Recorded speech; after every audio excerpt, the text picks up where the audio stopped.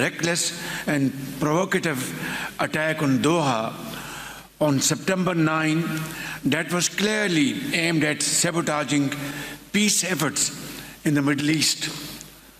This was a flagrant violation of the sovereignty and territorial integrity of the state of Qatar.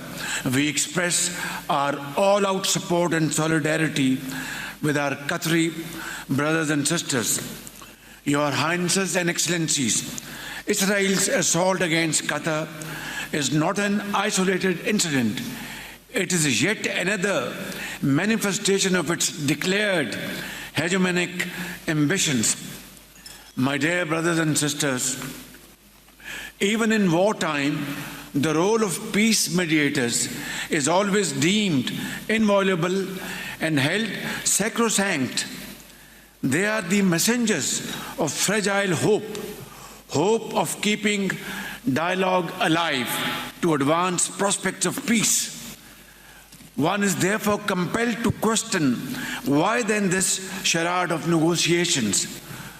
Was the return of hostages ever a priority for a country that has no respect or regard for human life? Excellencies, we deeply appreciate Qatar's sincere and tireless diplomatic efforts, guided by the able leadership of my dear brother, the Amir, His Highness Sheikh Tamim bin Hamad Al Thani. Qatar has consistently endeavored to bridge divides and promote the noble cause of regional as well as global peace under the most daunting challenge. Ladies and gentlemen, while Gaza bleeds, the heart-wrenching cries of its innocent women and children echo through these halls. We can hear the frail voice of the 10-year-old boy Amir, who walked 12 kilometers barefooted for a few morsels of bread, only to be gunned down by Israeli soldiers along with 64,000 of his fellow countrymen. Israel's genocidal campaign has reduced Gaza to rubble and ruin. The world shall always bear the scars of this unending carnage etched on the very soul of humanity. Injustice has reached an unbearable level. This must stop, and stop now.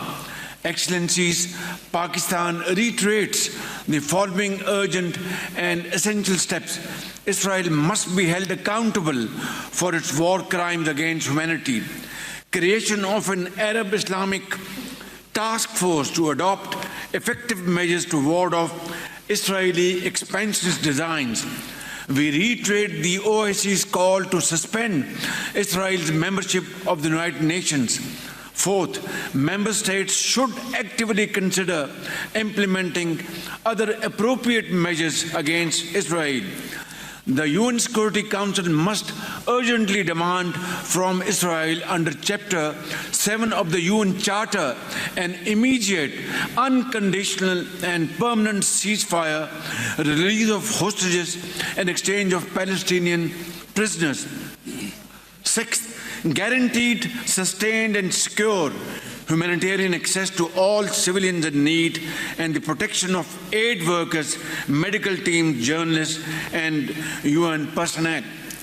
Above all, Excellencies, we must achieve a just, comprehensive and lasting two-state solution with creation of an independent state of Palestine with pre-1967 borders and Al-Quds Al-Sharif as its capital. Majesties, Highnesses, Excellencies, today in this historic gathering, we have affirmed solidarity in our intentions, in our thoughts, and in our words. In unison, we have all condemned Israel's aggression.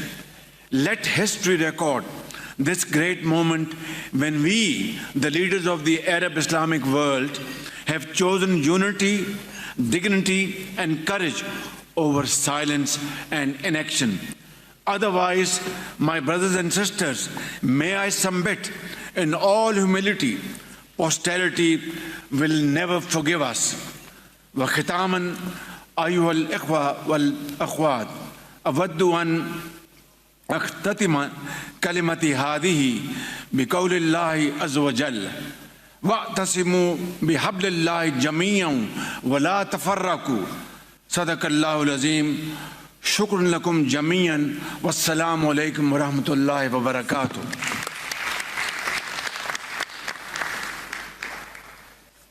شكرا دولة الرئيس. الآن أحيل. عرب اسلامی ہنگامی سربراہی اجلاس جس میں مسلم ممالک کے سربراہان اجلاس میں شریک ہوئے ہیں. یہاں پر وزیر اعظم شہباز شریف نے اجلاس سے خطاب کرتے ہوئے کہا کہ ہم ایک اہم اور افسوسناک واقعے کے تناظر میں اکٹھے ہوئے ہیں. اسرائیل نے ہمارے برادر ملک قطر کی خود مختاری اور سلامتی کی خلاف ورزی کی ہے. پاکستان ہر مشکل گھڑی میں قطر کے ساتھ ہے. اسرائیل کا قطر پر حملہ جارحانہ اقدامات کا تسلسل ہے. اسرائیل نے جارحیت کے ذریعے امن کی کوششوں کو شدید دھچکا دیا ہے.